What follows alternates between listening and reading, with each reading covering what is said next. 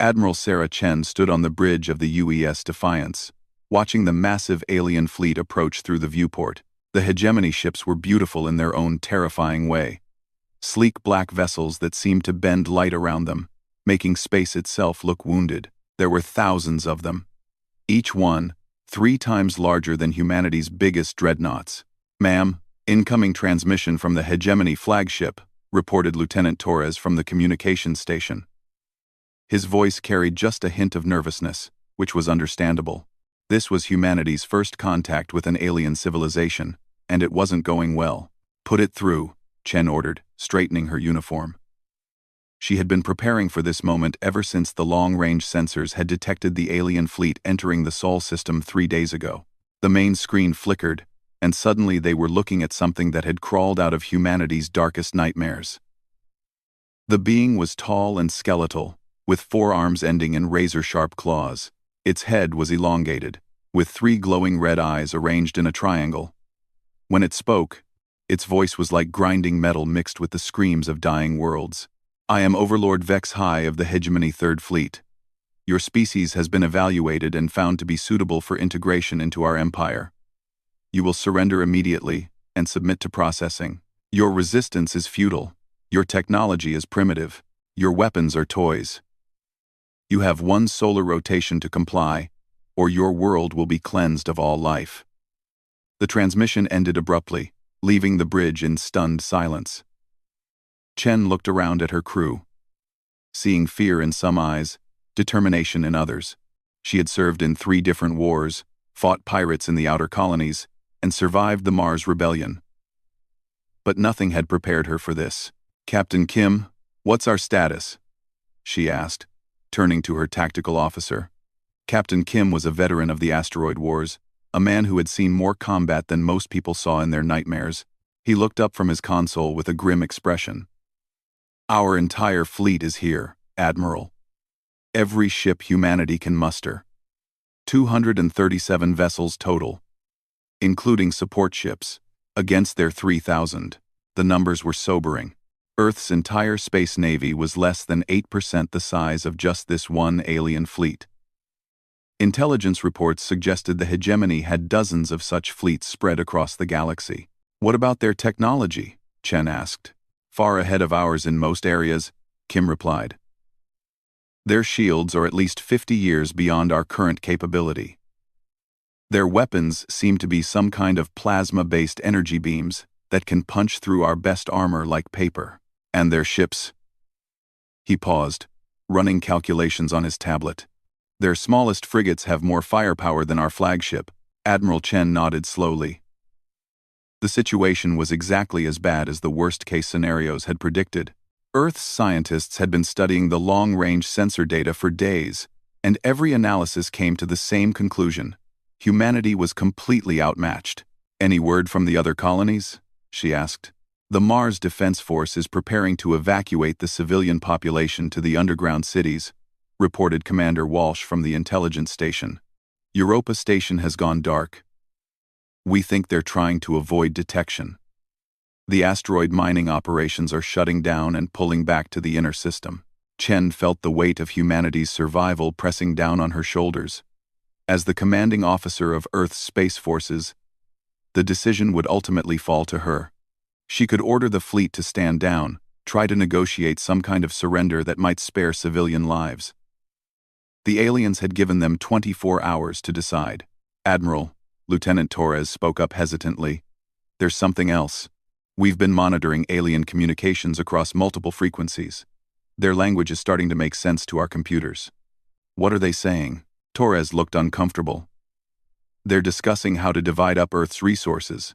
They're planning to use our oceans for breeding grounds for something called harvester spawn. The continents will be strip-mined for rare elements. As for the human population—" He swallowed hard. "We're to be processed into what they call biofuel units. They're planning to use us as living batteries." The bridge fell silent again. Chen closed her eyes for a moment, thinking of her daughter back on Earth. Amy was only 12 years old, probably sitting in school right now, learning about algebra and ancient history, completely unaware that aliens were deciding her fate in the cold vacuum of space. Ma'am, incoming message from Earth Command, Torres announced. President Martinez appeared on the secondary screen. The leader of the United Earth Federation looked tired and scared, but his voice was steady when he spoke. Admiral Chen, I've been in emergency session with the World Council for the past 6 hours. We've consulted with every military strategist, every scientist, every expert we have. The conclusion is unanimous. We cannot win a conventional battle against this alien force.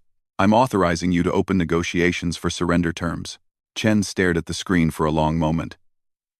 Mr. President, with respect, have you considered what those surrender terms might involve?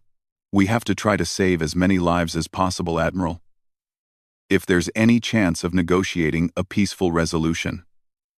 Sir, they're not interested in peaceful coexistence. They want to turn our oceans into alien breeding pools and use human beings as living batteries.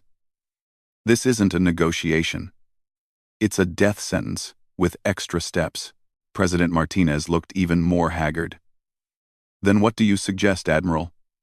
That we fight a battle we cannot possibly win? Chen looked around her bridge again. She saw Lieutenant Torres, barely 25 years old, fresh from the academy. Commander Walsh, who had 3 kids back on Mars. Captain Kim, who had fought for human freedom his entire career. She saw fear in their eyes, yes, but also something else. Something the aliens had clearly not expected to find. Mr. President, I'd like to call a meeting of all ship captains.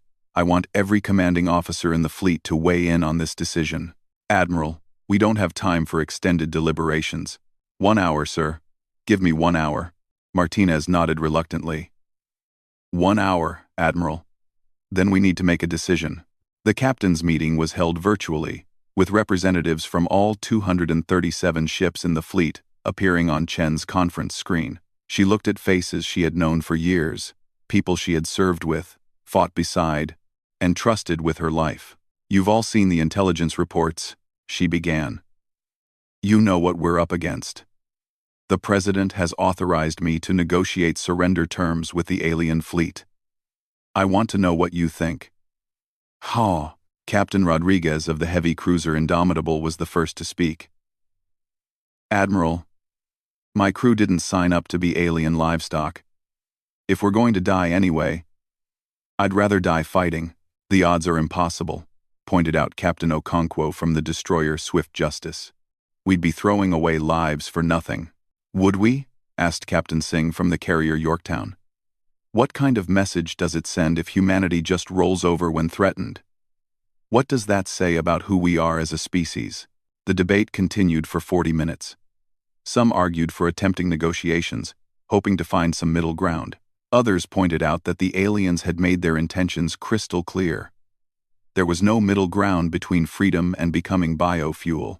Captain Morrison from the old battleship Dreadnought, a veteran of more battles than anyone else in the fleet, finally cut through the arguments. I've been fighting for 30 years to protect human freedom. I've seen what happens when good people do nothing in the face of evil. These aliens aren't here to talk. They're here to harvest us like we're some kind of crop. If we surrender, we're not saving lives, we're just dying slower. The vote, when it came, was closer than Chen had expected. 147 captains voted to fight. 90 voted to attempt surrender negotiations. It wasn't unanimous, but it was decisive. Chen closed the conference and opened a channel to Earth Command. President Martinez appeared on screen, looking hopeful. Admiral, what's the decision? Mr. President, the fleet has voted. We're going to fight. Martinez's face went pale. Admiral, this is suicide. You're condemning millions of people to death. No, sir. We're choosing how humanity faces extinction. These aliens want to turn us into living batteries and use our world as a breeding ground. If we surrender, we die as slaves. If we fight, we die as human beings. But maybe, just maybe, we don't die at all. What do you mean? Chen had been thinking about this during the entire debate. Sir, humanity has never won a war by being stronger than our enemies. We've won by being smarter, more adaptable, and more determined. The British Empire was stronger than the American colonies. The Axis powers had better technology at the start of World War II. The corporate alliance had more ships during the Mars Rebellion, but they all made the same mistake, which was, they underestimated human ingenuity when we're backed into a corner. The admiral turned to her tactical officer. Captain Kim, I want every ship in the fleet to prepare for the breakwater protocol. Kim's eyes widened. Ma'am, that protocol is theoretical. It's never been tested in real combat. Then today we test it for real. Chen looked back at the president. Mr. President, I need you to evacuate every major population center on Earth and get people into the underground shelters. If this doesn't work, the alien retaliation will be swift and brutal. And if it does work, Chen smiled for the first time in days. If it works, sir, these aliens are going to learn why humans are the most dangerous species in the galaxy. The breakwater protocol had been developed by Earth's military strategists as a last resort tactic against impossible odds. The concept was simple in theory, terrifying in practice. Instead of engaging the alien fleet in traditional combat, the human ships would use their smaller size and greater maneuverability to get inside the alien formation, then detonate their fusion reactors in controlled cascades. It was essentially a fleet-wide kamikaze attack, but with a twist. The fusion detonations weren't meant to destroy the alien ships directly.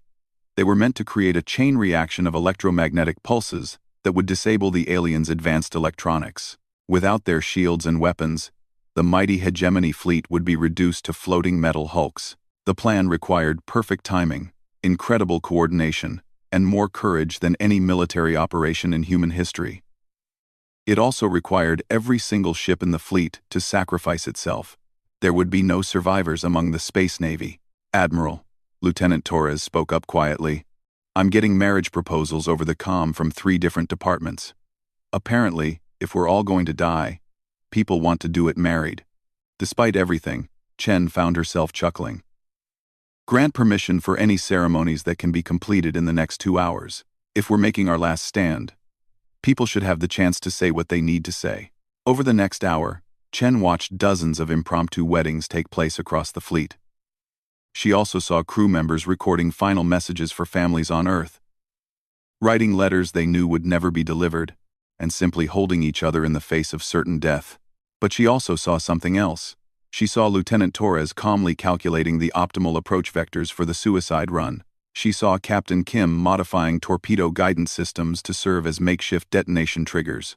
She saw Commander Walsh working with the other ships to coordinate the timing down to microsecond precision. She saw humans doing what humans did best, facing impossible odds with ingenuity, determination, and just enough crazy courage to pull off something no rational species would ever attempt. Admiral, the alien fleet is moving into position, reported Kim. They're arranging themselves in a standard bombardment formation. It looks like they're planning to start with Earth's military installations. Chen nodded. The aliens thought they were dealing with a conventional opponent who would either surrender or fight a traditional battle. They had no idea what was coming. Send a message to the alien flagship, she ordered. Ma'am, I want to answer their surrender demand personally. The screen flickered, and once again they were looking at the nightmare face of Overlord Vex High. The alien's 3 eyes glowed with cruel satisfaction. Human Commander, have you come to accept the inevitable? Will your species submit to processing? Admiral Chen stood at attention, her uniform crisp, her voice steady and clear. Overlord Vex High of the Hegemony 3rd Fleet, I am Admiral Sarah Chen, Commanding Officer of the United Earth Space Navy. I have a message for you from humanity. The alien leaned forward slightly, clearly expecting to hear terms of surrender. Chen smiled, and there was something in that smile that would have made the alien nervous if it had understood human expressions better. We respectfully decline your offer, she said politely, and we have a counter-proposal. You can take your fleet and leave our system immediately, or you can stay and learn why humans are the only species in this galaxy, stupid enough to fight a battle they can't win. Overlord Vex High's expression shifted to what might have been confusion. You cannot be serious. We outnumber you 15 to 1. Your weapons cannot penetrate our shields. Your primitive ships. We'll be coming for you in approximately 90 seconds, Chen interrupted.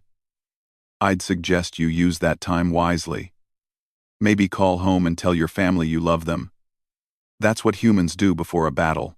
She cut the transmission and turned to her crew. All ships. This is Admiral Chen. Execute breakwater protocol on my mark. It's been an honor serving with you all. Across the fleet, 237 ships began their final acceleration toward the alien formation.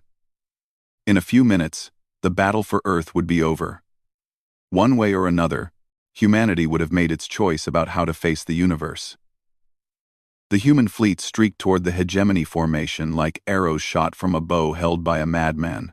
Admiral Chen watched the tactical display as her ships accelerated past safe velocity limits, their engines pushed beyond recommended parameters. They had 90 seconds to cover the distance between the fleets, and every microsecond counted. All ships, maintain formation Delta 7, Chen broadcast across the fleet. Remember, we need to get inside their shield perimeter before they realize what we're doing. The alien response was exactly what they had expected. Overlord Vexhi's flagship began broadcasting urgent commands to his fleet, and the massive hegemony ships started turning to bring their main weapons to bear on the approaching humans. Admiral, they're charging their plasma cannons, reported Captain Kim. Estimate 30 seconds until they can fire. Perfect, Chen replied. That gives us a minute to get into position. The breakwater protocol depended on one crucial factor that human strategists had identified during their analysis of the alien ships. The hegemony vessels were designed for long-range bombardment, with their primary weapons mounted on rotating turrets that took time to track fast-moving targets. Their shields were incredibly powerful, but they were designed to stop energy beams and projectiles, not to prevent smaller ships from getting close. Lieutenant Commander Jamie Park, piloting the fast corvette Dancing Bear, was the first to reach the alien perimeter. Her ship was barely 100 meters long, a tiny speck compared to the kilometer-long hegemony dreadnoughts, and she slipped between two massive enemy vessels, like a minnow swimming between whales. I'm in. Park's voice crackled over the comm. Jesus. These things are even bigger up close. I can see weapons ports the size of apartment buildings. More human ships followed, diving into the gaps between alien vessels, with maneuvers that would have been impossible for the larger, less maneuverable hegemony ships. The aliens tried to respond, but their massive guns couldn't track targets moving so close to their hulls without risking damage to their own vessels. Admiral, this is Captain Singh, came the voice from the carrier Yorktown. My fighter squadrons are launching now. We're going to provide cover for the final phase. Chen watched as hundreds of small fighter craft poured out of the human carriers, adding to the chaos inside the alien formation. The fighters weren't expected to do significant damage to the hegemony ships, but they would serve as distractions, making it harder for the aliens to coordinate their response. Phase 1 complete, reported Kim. 70% of our ships are inside their formation. The aliens are trying to reorganize, but they're having trouble targeting us without hitting their own ships. Chen nodded. The first part of the plan was working. Now came the difficult bit. All ships, prepare for Phase 2. Set fusion reactors to overload on synchronized detonation pattern Omega. Across the human fleet, engineering crews began the complex and dangerous process of deliberately destabilizing their ship's fusion reactors. It was a procedure that went against every safety protocol ever written, but it was the only way to generate the kind of electromagnetic pulse needed to disable the alien electronics. Admiral, came the voice of Captain Rodriguez from the Indomitable. My engineering team says they can boost the yield by 30% if they channel the detonation through the main deflector array. Negative, Captain. We need precise timing, not maximum yield. Stick to the protocol. The plan required the human ships to detonate in a carefully choreographed sequence, creating a cascading wave of electromagnetic pulses that would spread through the alien formation. If even one ship detonated too early or too late, the entire chain reaction could fail. Admiral Chen, this is President Martinez. The voice from Earth was tense.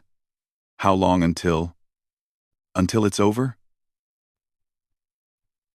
Chen looked at the chronometer. 3 minutes, Mr. President, one way or another. On the surface of Earth below, millions of people were huddled in underground shelters, watching news feeds of the battle taking place in the darkness above their heads. In the tunnels beneath New York, a group of children had started singing. In the London Underground, an old man was playing violin. In the Shanghai metro, families were holding hands and praying. Everyone understood what was happening.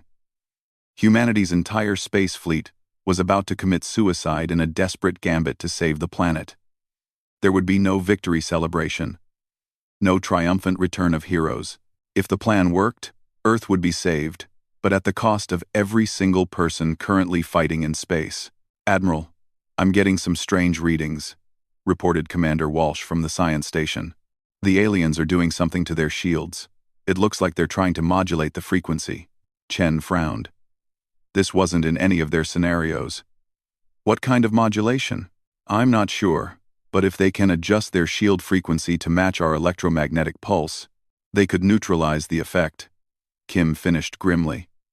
"Admiral, if they figure out what we're doing, then we die for nothing," Chen said quietly. She opened a channel to the fleet. "All ships, accelerate the timeline. Execute Phase 2 immediately." The UES Defiance shuddered as its fusion reactor began the controlled overload sequence. Throughout the ship, emergency klaxons wailed as radiation levels spiked beyond safe limits. In engineering, Chief Petty Officer Maria Santos watched the reactor core's containment field fluctuate wildly as she manually adjusted the feedback loops. "Santos to bridge," she called over the comm. "Reactor will reach critical in 90 seconds. Once I trigger the final cascade, you'll have maybe 10 seconds before the whole ship turns into a very bright star." "Understood, Chief. Thank you for everything." Santos smiled grimly as she watched her instruments. She had been an engineer for 15 years, had served on 7 different ships, and had always known she might die in space. She just hadn't expected to die by deliberately blowing up her own reactor. But if it saved Earth, if it saved her 2 kids back in Sao Paulo, then it was worth it. Throughout the human fleet, similar scenes were playing out. On the destroyer Swift Justice, Captain Okonkwo was personally overriding safety protocols to ensure his ship's detonation would happen at precisely the right moment. On the cruiser New Horizon, the crew was singing their ship's traditional battle song as they prepared to die. "All ships, report status," Chen commanded. "Indomitable ready. Yorktown ready. Dancing Bear ready." One by one, every ship in the fleet reported their readiness to die. Chen took a deep breath. In 60 seconds, she would give the order that would end her life and the lives of everyone she commanded. But she would also strike a blow against an enemy that viewed humanity as nothing more than livestock to be processed. "Admiral," Lieutenant Torres spoke up, "I'm intercepting alien communications. They're calling for reinforcements." "What?" "The aliens are requesting immediate support from other hegemony fleets. They're reporting that humans are exhibiting aberrant tactical behavior and that the situation is beyond standard containment protocols." Despite everything, Chen found herself laughing. Aberrant tactical behavior? Is that what they call it when your enemy refuses to follow the rules? The alien fleet was indeed struggling to adapt to human tactics. The hegemony had conquered dozens of star systems, had faced countless different species, but they had never encountered an opponent willing to sacrifice their entire military force in a single coordinated suicide attack. Their tactical computers had no protocols for dealing with such an apparently irrational strategy. "Admiral, the alien flagship is trying to withdraw from the formation," reported Kim.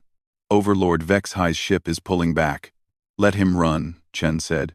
"In 30 seconds, it won't matter where he is." She opened a final channel to Earth. "Mr. President, tell the people of Earth that their space navy did its duty. Tell them that when humanity was threatened with extinction, we chose to go down fighting. And tell them," her voice caught for a moment, "tell them that the stars belong to species brave enough to reach for them." "Admiral, it's been an honor," President Martinez replied, his own voice thick with emotion. Chen looked around her bridge one last time. Lieutenant Torres was at his station, steady as a rock. Commander Walsh was running final calculations. Captain Kim was watching the tactical display with the calm expression of a man who had found peace with his fate. These were good people, brave people, and they deserved to be remembered. All ships, this is Admiral Chen. Execute Phase 2, for Earth, for humanity, for the right to exist as free beings in this universe. The first detonation came from Lieutenant Commander Park's corvette Dancing Bear. The small ship vanished in a brilliant flash of fusion fire, and electromagnetic energy spread outward in an expanding sphere. The pulse hit 3 nearby hegemony vessels, and their shields flickered and died. 2 seconds later, Captain Rodriguez's Indomitable exploded, adding its energy to the growing electromagnetic storm. Then the destroyer Swift Justice, the cruiser New Horizon, and dozens of other ships followed in rapid succession. Chen watched the tactical display as the carefully choreographed destruction of her fleet created exactly the effect they had hoped for. The electromagnetic pulses from each detonation reinforced and amplified each other, creating a cascading wave of energy that spread throughout the alien formation. Hegemony ships began going dark as their advanced electronics failed. Their shields collapsed, their weapons powered down, and their engines shut off. In the span of 30 seconds, the most powerful fleet in the galaxy was reduced to a collection of powerless metal hulks drifting in space. "It's working," Kim said quietly, watching his instruments register the systematic failure of alien systems. "Dear God, it's actually working." The UES Defiance was one of the last ships to detonate. As Chen felt her ship begin to come apart around her, as the radiation from the overloading reactor reached lethal levels, she had one final thought. Maybe humanity was crazy enough to fight impossible battles. Maybe they were too stubborn to know when they were beaten. But sometimes, being crazy and stubborn was exactly what the universe needed. The Defiance exploded in a final burst of light and energy, and Admiral Sarah Chen passed into history as the woman who proved that humans would rather die on their feet than live on their knees. But the story didn't end there. 3 days later, as Earth's remaining defense platforms and ground-based sensors tracked the disabled alien hulks drifting through the system, something unexpected happened. The hulks began to move. "Sir, we're detecting engine signatures from the alien fleet," reported Major Williams from the Colorado Space Command Center. "Minimal power, but they're definitely operational." President Martinez leaned forward in his chair. "Are they preparing to attack?" "No, sir. It looks like they're trying to leave the system." On the bridge of the crippled Hegemony flagship, Overlord Vexhai struggled with controls that responded sluggishly to his commands. His ship's main computer was completely dead. His weapons were offline, and his shields were generating only 15% power. Around him, the remnants of his mighty fleet limped through space like wounded animals. The human attack had been impossible, irrational, completely contrary to every principle of rational warfare. No species in the galaxy would sacrifice their entire military force in a single desperate gambit. It was tactical suicide. Strategic madness. It had also been devastatingly effective. "Overlord," reported his tactical officer, "we've restored minimal communications with 60% of the fleet. The others appear to have suffered total system failure." Vexhai's 3 eyes glowed with frustrated rage. "How many ships did we lose?" "None destroyed, but..."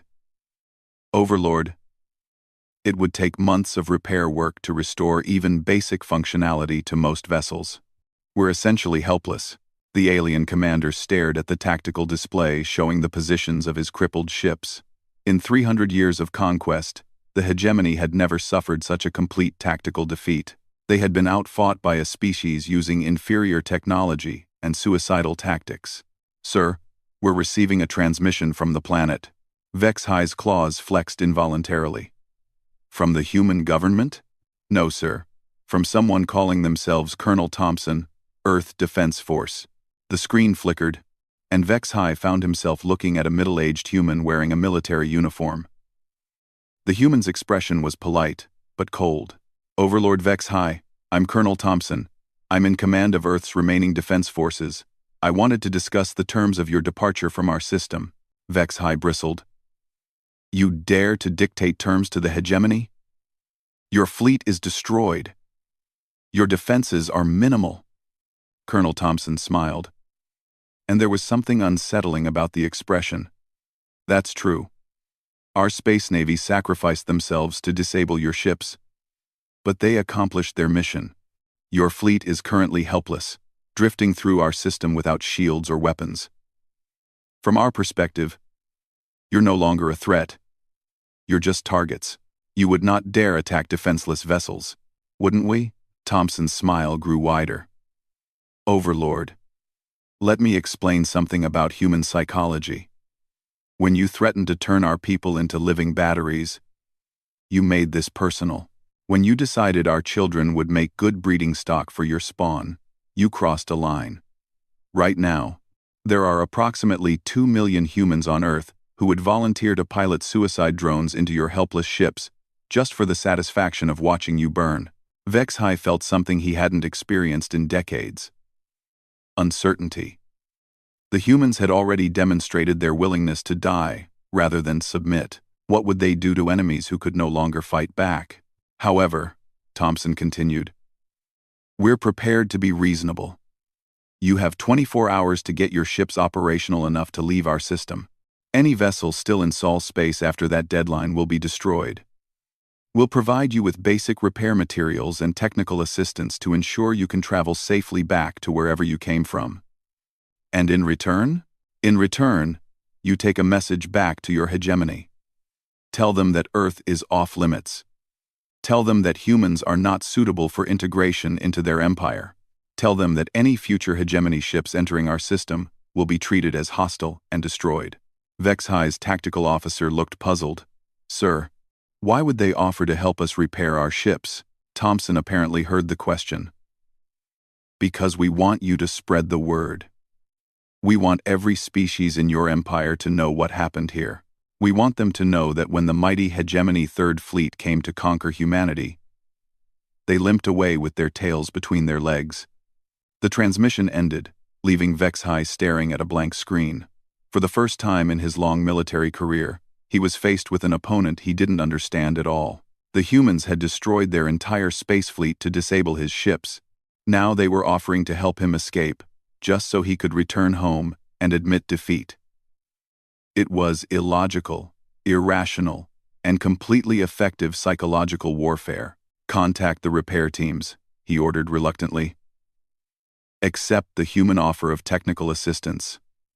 We're leaving this system as soon as possible. As the battered hegemony fleet began the long process of restoring basic functionality to their ships, word of the Battle of Earth spread throughout the galaxy faster than light itself. The quantum communication networks that connected civilizations across the stars buzzed with an impossible story. A primitive species had defeated the hegemony using nothing but courage and determination. On a dozen different worlds, in 100 different languages, the same question was being asked. If humans could stand up to the hegemony and win, what did that mean for the rest of the galaxy? The answer would come sooner than anyone expected. 6 months after the Battle of Earth, humanity was no longer alone in the galaxy. General Maria Santos, former Chief Petty Officer and one of the few survivors of the space battle, stood in the command center of New Geneva Space Station, watching the most unlikely fleet ever assembled prepare for departure. Around Earth's orbital shipyards, vessels from dozens of different star systems hung in formation, species that had never worked together before, united by a single shared goal. They were going to destroy the hegemony once and for all. General, the Catherian delegation is requesting permission to join the final assault wave, reported Captain Park. Jamie Park had been rescued from an escape pod after the Dancing Bear's destruction and had become something of a legend throughout the Allied fleet. The young woman who had been the first human to penetrate the alien formation was now coordinating multi-species fleet operations. Santos nodded. Granted. The more ships we have for the final push, the better. The alliance that had formed around humanity was unprecedented in galactic history. The Altarians had contributed their advanced shield technology. The Centauri Republic provided their powerful plasma weapons. The Vegan Commonwealth shared their knowledge of faster-than-light communication. Dozens of other species had sent ships, weapons, technology, and personnel, all because humanity had done something no one else had ever managed. They had bloodied the hegemony's nose. The quantum networks had carried the story across the galaxy in a matter of days.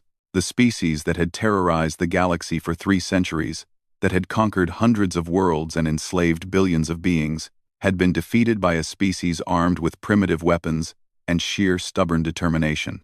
More importantly, the humans had proven that the hegemony could be beaten. General, incoming transmission from the Andromedan command ship, announced Lieutenant Williams. Admiral Zarth wants to review the final assault plan one more time, Santos sighed. The Andromedans were natural allies. They had been fighting a guerrilla war against the hegemony for 50 years. But their military traditions emphasized caution and careful planning. They were having trouble accepting the human approach to warfare, which could best be described as controlled chaos with strategic objectives. The main screen flickered, showing the bridge of the massive Andromedan dreadnought Vengeance of Stars. Admiral Zarth was a tall, blue-skinned humanoid with 4 arms and the kind of tactical mind that had kept his people alive through decades of asymmetric warfare. General Santos, my staff has reviewed the proposed attack plan. We have concerns about the level of coordination required. Santos had been expecting this. What kind of concerns, Admiral? The plan calls for simultaneous attacks on 17 different hegemony strongholds across 4 star systems. The timing would need to be precise to within microseconds. Any delay in one sector could compromise the entire operation. Quote, that's correct. General, with respect, the logistical challenges are enormous. We're coordinating forces from 43 different species, each with their own communication protocols, weapons systems, and tactical doctrines. The probability of perfect synchronization is approximately 0, Santos finished. Admiral, that's exactly why the plan will work. Zarth's expression showed the kind of polite confusion that Santos had become familiar with over the past months. Most alien species approached warfare like a chess game. Careful, methodical. With each move planned several steps ahead, humans approached it more like a bar fight. Chaotic, improvised, and utterly unpredictable. Admiral, let me ask you something, Santos continued. How many battles has your people won against the hegemony in 50 years of fighting? We have achieved several tactical victories. How many strategic victories? How many times have you actually pushed the hegemony out of territory they controlled? Zarth was quiet for a moment. The hegemony does not retreat from conquered territory. They did from Earth. That was the crux of it. In 3 centuries of expansion, the hegemony had never given up a star system once they had claimed it. They had never retreated from a strategic position. They had never shown weakness or uncertainty in the face of opposition, until they met humanity. General, came another voice from the communications station. The Vorthan fleet reports they're ready to begin the operation. Santos looked at the tactical display showing the positions of Allied forces throughout the target region. Operation Broken Chain, as it had been named, was indeed the most complex military operation in galactic history. 17 simultaneous attacks on hegemony strongholds, designed to trigger a cascade of system failures throughout their command structure. It was based on the same principle as the Breakwater Protocol that had saved Earth. Hit the enemy in multiple places at once, overload their ability to respond effectively, and exploit the chaos that followed. Admiral Zarth, I understand your concerns, Santos said, turning back to the Andromedan commander. But here's the thing about human military strategy. We're not trying to fight the hegemony the way they expect to be fought. We're trying to fight them the way they can't handle being fought. The plan had actually been developed by a joint committee of human tacticians and alien strategists. But it was built around principles that humanity had learned the hard way over centuries of warfare. When facing a superior enemy, you didn't try to match their strengths. You exploited their weaknesses. The hegemony's greatest strength was their technological superiority and overwhelming firepower. Their greatest weakness was their rigid command structure and inability to adapt quickly to unexpected situations. All fleet commanders, this is General Santos, she announced on the General Communication Channel. Operation Broken Chain begins in 30 minutes. Remember, speed and aggression are more important than perfect coordination. Hit your targets hard, hit them fast, and don't give the enemy time to organize a response. Throughout the Allied fleet, captains and admirals from dozens of different species acknowledged the order. They were about to attempt something that most military experts considered impossible: a coordinated assault on the hegemony's core territories. Santos walked to the observation deck of the command station, looking out at the assembled fleet. Earth's shipyards had been working around the clock for 6 months, building new vessels based on captured hegemony technology and designs shared by allied species. The human fleet that had once numbered barely 200 ships had been replaced by a force of over 3,000 vessels. But more importantly, those ships were crewed by beings who had something the hegemony didn't understand. They were fighting for their freedom rather than for conquest. "General, we're receiving final confirmations from all sector commanders," reported Captain Park. "The fleet is ready." Santos took a deep breath. In a few minutes, the largest military operation in galactic history would begin. If it succeeded, the hegemony's stranglehold on the galaxy would be broken forever. If it failed, the Alliance would be destroyed, and humanity would face the full wrath of an empire that spanned hundreds of star systems. "All ships, this is General Santos. Execute Operation Broken Chain." Across 17 different star systems, the largest fleet ever assembled jumped into hyperspace. The first target was the hegemony fortress world of Kreltar, a heavily defended planet that served as the regional command center for an entire sector of space. The assault force consisted of human, Andromedan, and Catherian ships, led by Colonel Thompson himself aboard the new Earth cruiser Defiance. "Sensors show massive hegemony defensive installations on the surface," reported the ship's tactical officer. "Energy shields, plasma cannon batteries, and what looks like a orbital defense grid." Thompson studied the readings. Kreltar was supposed to be impregnable, the kind of fortress world that the hegemony used to project power throughout their territory. Taking it would require the kind of frontal assault that military strategists normally considered suicide, which was exactly why Thompson had volunteered to lead it.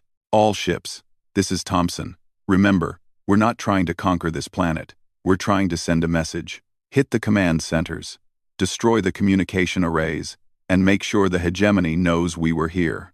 The Allied fleet dropped out of hyperspace directly above Kreltar's North Pole, catching the defenders completely off guard.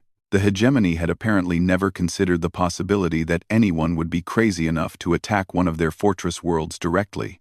Thompson watched the tactical display as his ships streaked toward the planet's surface. The hegemony defenders were scrambling to respond, but they had been caught completely unprepared.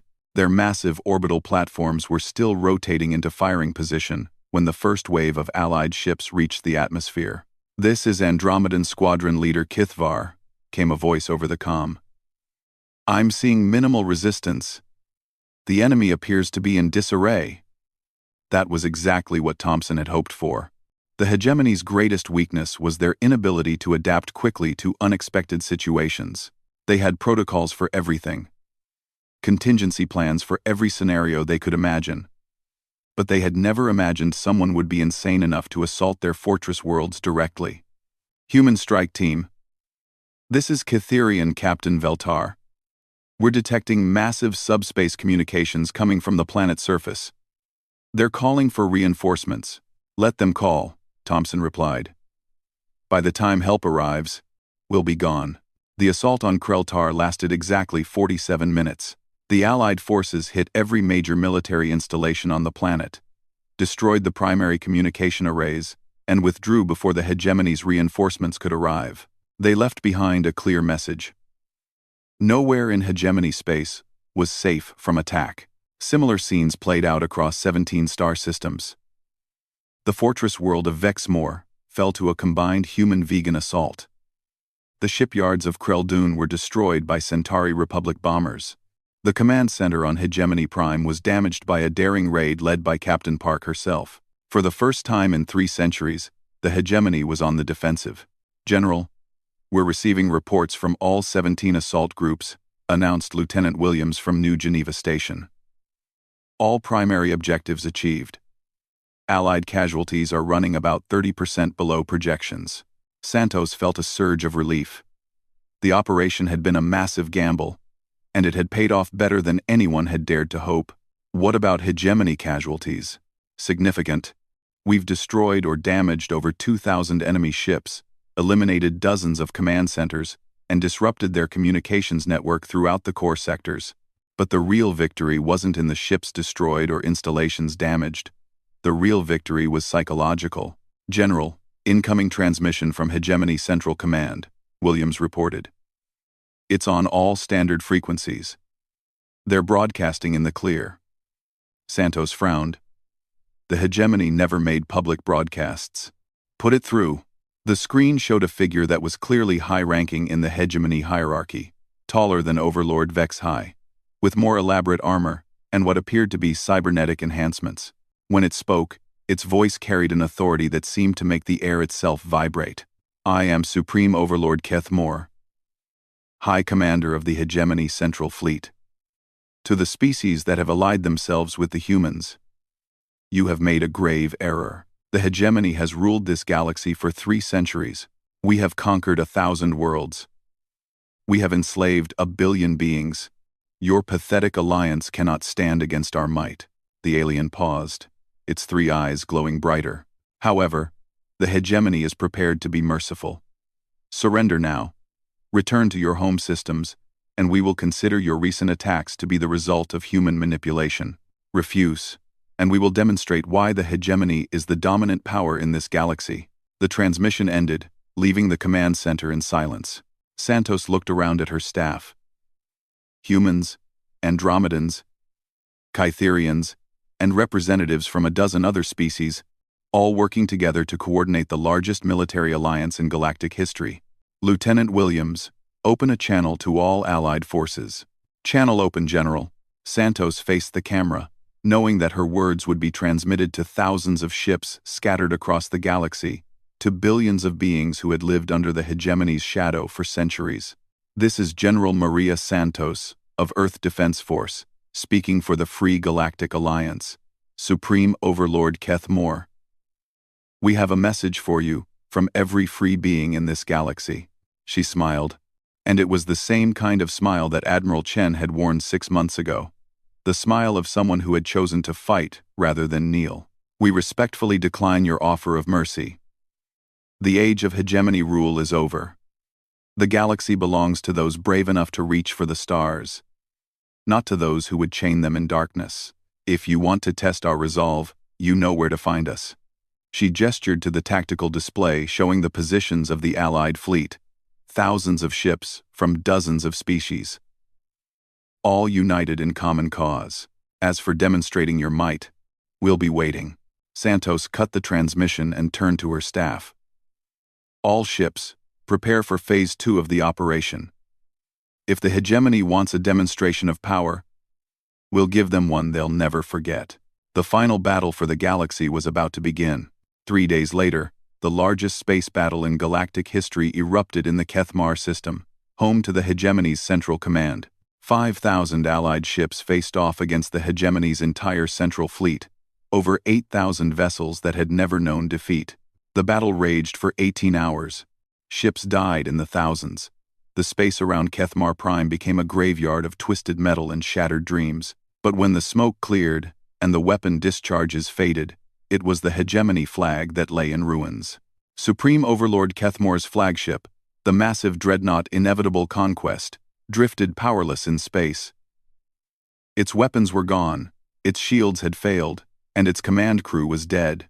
On the bridge, Kethmar himself sat in his command chair, staring at a tactical display that showed the impossible. The Hegemony Central Fleet had been destroyed. 3 centuries of absolute power had ended in a single day. The Free Galactic Alliance had won. As rescue ships moved through the debris field, searching for survivors, General Santos stood on the bridge of her flagship and opened a final communication channel to the galaxy. To all beings throughout the stars, this is General Maria Santos, of the Free Galactic Alliance. Today, the galaxy has been liberated from 3 centuries of tyranny. The Hegemony is finished. The age of freedom has begun. She paused, thinking of Admiral Chen and the 237 ships that had sacrificed themselves to make this moment possible. The stars belong to all of us now. Use them wisely. And throughout the galaxy, on 1,000 different worlds, beings who had lived their entire lives in fear, looked up at the night sky, and saw not darkness, but infinite possibility. Humanity had kept its promise. They had laughed at the order to surrender, and they had returned for the final battle, and they had won not just for themselves, but for every species that had ever dreamed of freedom. The galaxy would never be the same.